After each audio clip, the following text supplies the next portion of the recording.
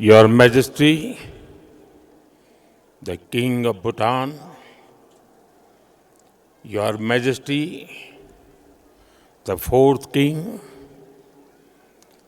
Royal family के सम्मानित सदस्यगण, भूटान के प्रधानमंत्री जी, अन्य महानुभाव और भूटान के मेरे प्यारे भाई और बहनों, कुजुजांग पोला, आज का दिन भूटान के लिए,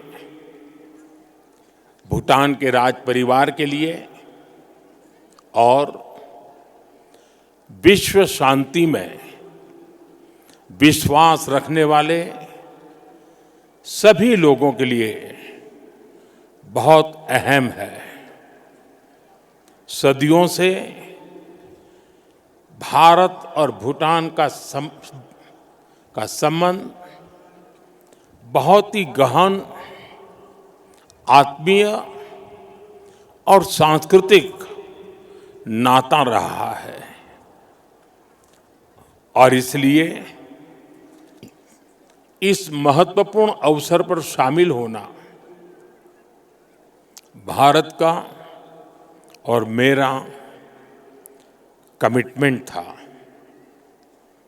लेकिन आज मैं यहाँ बहुत भारी मन से आया हूँ।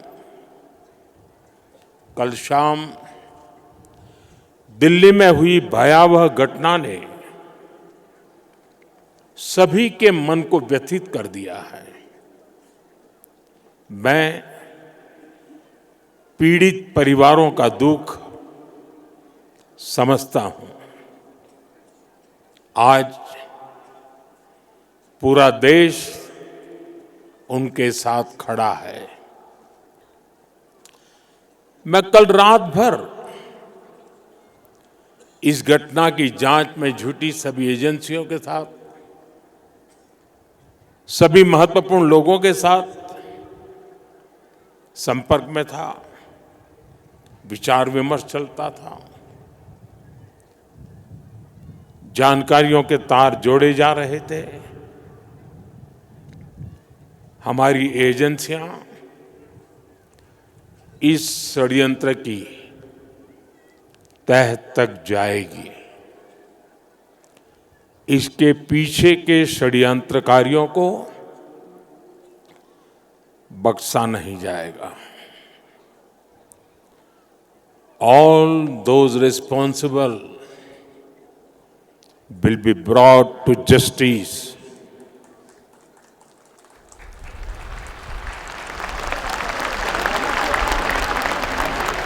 साथियों, आज यहाँ एक तरफ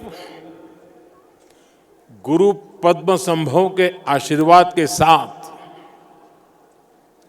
ग्लोबल पीस प्रेयर फेस्टिवल का आयोजन हो रहा है। दूसरी ओर भगवान बुद्ध के पिपरहवा अवशेषों के दर्शन हो रहे हैं और इनके सब के साथ हम सब his majesty the fourth king के 70वें जन्मदिन समारोह का साक्षी बन रहे हैं। ये आयोजन इतने सारे लोगों की गरिमामय उपस्थिति, इसमें भारत और भूटान के रिश्तों की मजबूती नजर आती है। साथियों, भारत में हमारे पुरखों की प्रेरणा है वसुधैव कुटुंबकम, यानी पूरा विश्व एक परिवार है। हम कहते हैं सर्वे भवन्तु सुखिनः, यानी इस धरती पर सभी सुखी रहे। हम कहते हैं द्यो शांति ही अंतरिक्षम शांति ही, पृथ्वी शांति ही, आपः शांति ही, औषधय शांति ही।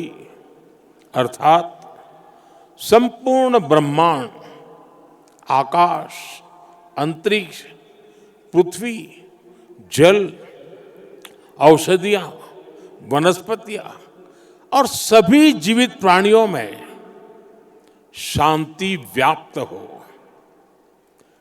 अपनी इन्हीं भावनाओं के साथ भारत भी आज भूटान के इस ग्लोबल पीस प्रेयर फेस्टिवल में शामिल हुआ है।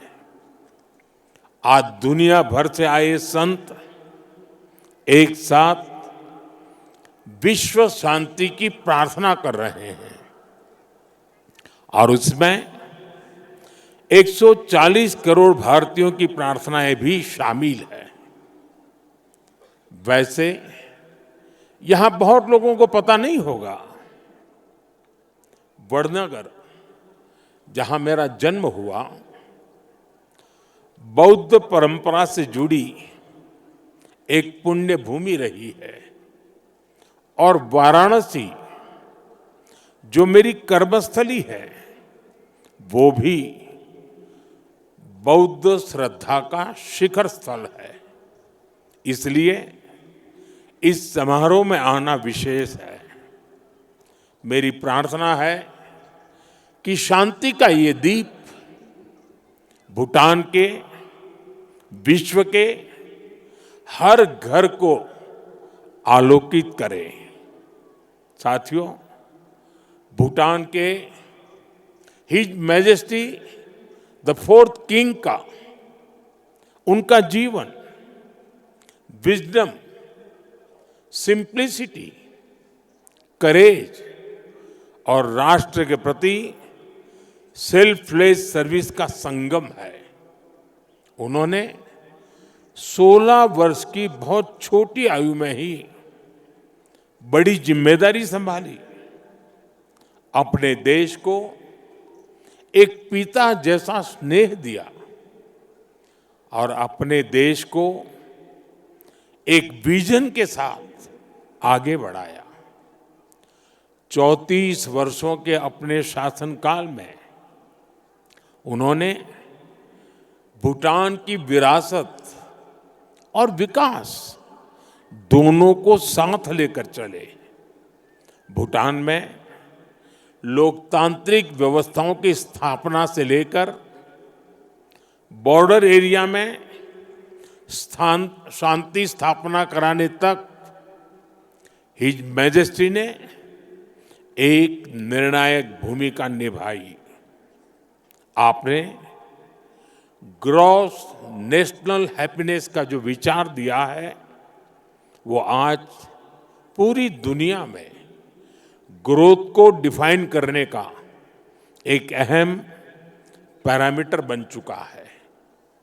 आपने दिखाया है कि नेशन बिल्डिंग केवल जीडीपी से नहीं, बल्कि मानवता की भलाई से होती है।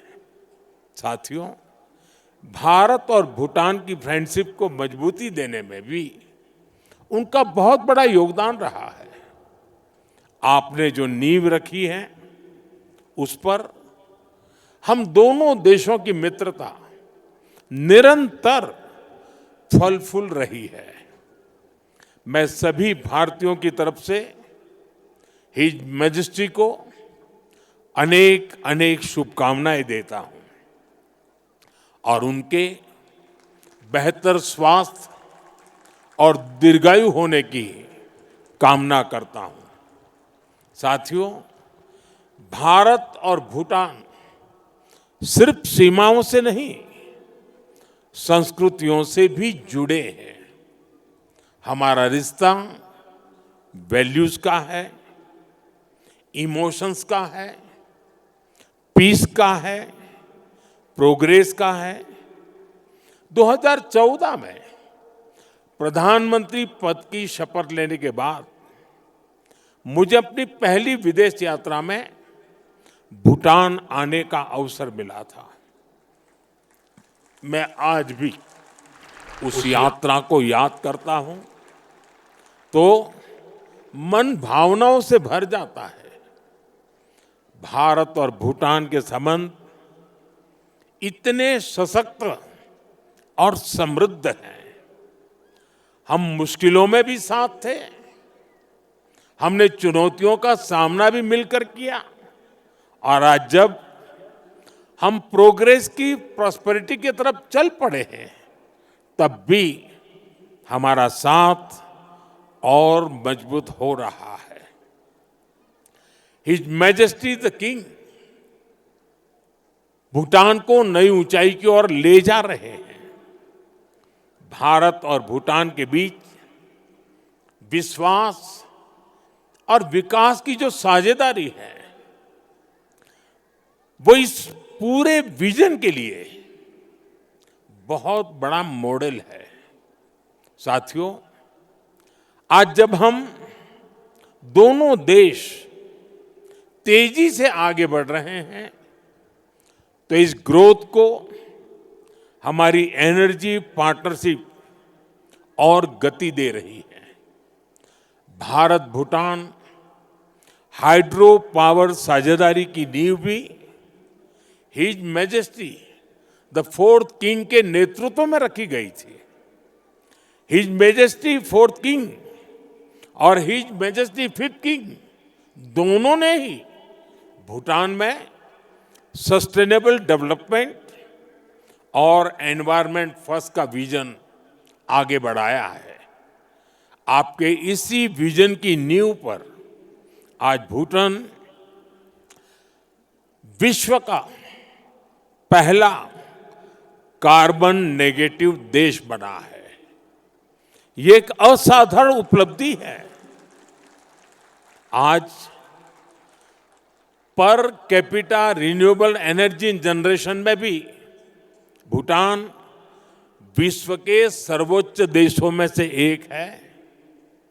साथियों, भूटान आज अपनी इलेक्ट्रिसिटी 100% रिन्यूएबल स्रोत से उत्पन्न करता है।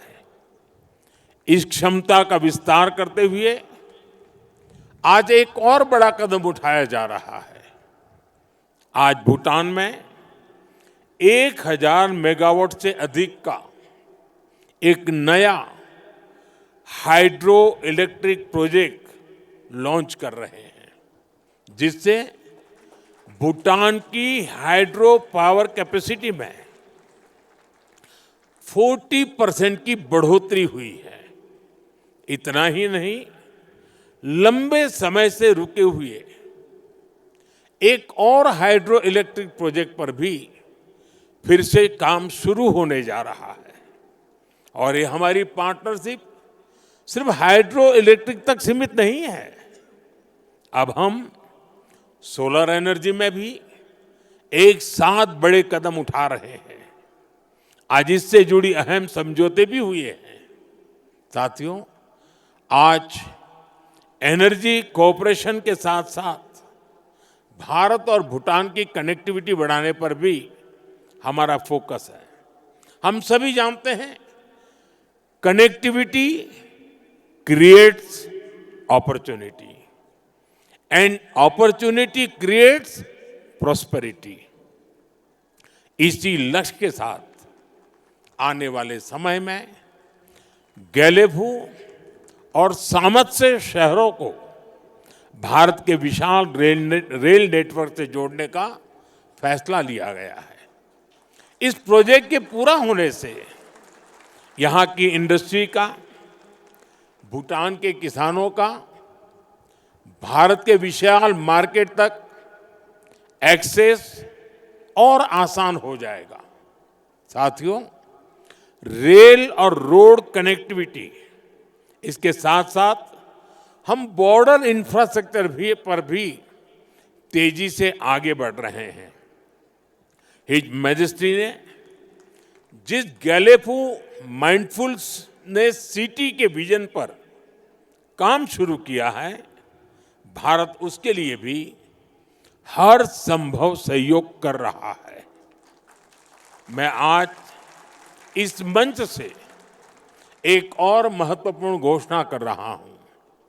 आने वाले समय में भारत गैलेफू के पास इमिग्रेशन चेक पॉइंट भी बनाने जा रहा है, ताकि यहां आने वाले विजिटर्स और इन्वेस्टर्स को इससे और सुविधा मिल सके।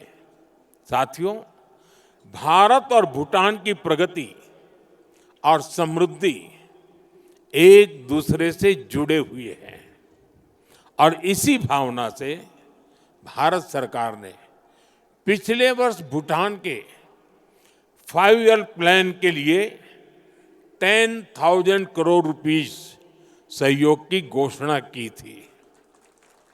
ये फंड रोड से लेकर एग्रीकल्चर तक, फाइनेंस से लेकर हेल्थ केयर तक, ऐसे हर सेक्टर में उपयोग हो रहा है, जिससे भूटान के नागरिकों की ईज ऑफ लिविंग बढ़ रही है।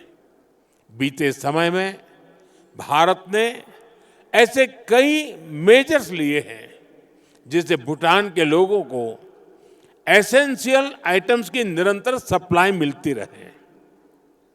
और अब तो यहां यूपीआई पेमेंट्स की सुविधा का भी विस्तार हो रहा है।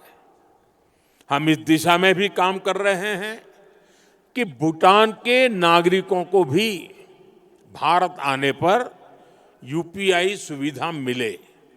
साथियों, भारत और भूटान के बीच की इस मजबूत पार्टनरशिप का सबसे ज्यादा फायदा हमारे यूथ को हो रहा है।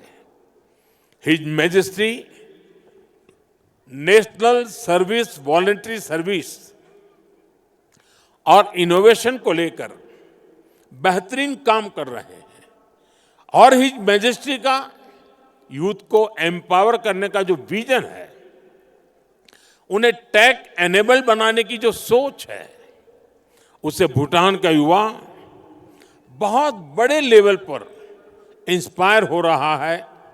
Education, innovation, skill development, sports, space, culture, ऐसे अनेक सेक्टर्स पे भारत भूटान के युवाओं के बीच सहयोग बढ़ रहा है। आज हमारे युवा साथ मिलकर एक सैटेलाइट भी बना रहे हैं। भारत और भूटान दोनों के लिए यह बहुत महत्वपूर्ण अचीवमेंट है। साथियों, भारत और भूटान के संबंधों की एक बड़ी शक्ति हमारे लोगों के बीच का आत्मिक संबंध है।